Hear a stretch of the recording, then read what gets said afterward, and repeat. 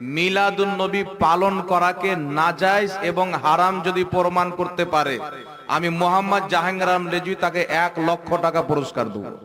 ঈদে মিলাদুন্নবী পালন করা বেদাত, নাজায়েজ, হারাম কাজ। কারণ রাসূলুল্লাহ সাল্লাল্লাহু আলাইহি ওয়াসাল্লাম জীবনে কোনোদিন ঈদে মিলাদুন্নবী পালন করেননি, সাহাবায়ে কেরাম পালন করেননি, চার ইমামের কোনো ইমাম ঈদে মিলাদুন্নবী পালন করেননি। তাহলে এটি কিভাবে শরীয়তের অংশ হতে পারে? অতএব ঈদে মিলাদুন্নবী উপলক্ষে জশ্নের জুলুস, মিছিল বের করা, বিরিয়ানি খিচুড়ি খাওয়া, ডিজে বক্স বাজানো, আর যত আমল রয়েছে, কর্মকলাপ রয়েছে, সব হারাম, বেদাত, নাজায়েজ কাজ। ঈদে মিলাদুন্নবী উপলক্ষে একটি আমল করা যায়, তাও বছরে একবার নয়, প্রতি সপ্তাহেই আমলটি করতে হবে। তা হচ্ছে সোমবারের দিন রোজা রাখা। রাসূলুল্লাহ সাল্লাল্লাহু আলাইহি ওয়াসাল্লাম সোমবারের দিন রোজা রাখতেন কয়েকটি জিনিসকে কেন্দ্র করে। তার মধ্যে 1 নম্বর হচ্ছে এই দিনে তিনি জন্মগ্রহণ করেছেন। নাম্বার 2, এই দিনে তিনি ওহী পেয়েছেন। নাম্বার 3, এই দিনে তিনি হিজরত করেছেন। নাম্বার 4, এই দিনে তিনি নবুয়ত পেয়েছেন।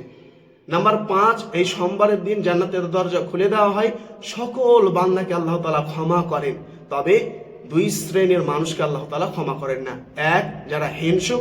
নাম্বার 2, যারা বেদাতি, মুশরিক, এদেরকে আল্লাহ তাআলা ক্ষমা করেন না। এই উপলক্ষে তিনি সোমবারের দিন রোজা রাখতেন। অতএব কেউ নবীজির জন্মদিন উপলক্ষে সোমবারের দিন রোজা রাখতে পারে। আর বাকি সব কর্মকাণ্ড এগুলো হচ্ছে বেদাত, নাজায়েজ, হারাম কাজ।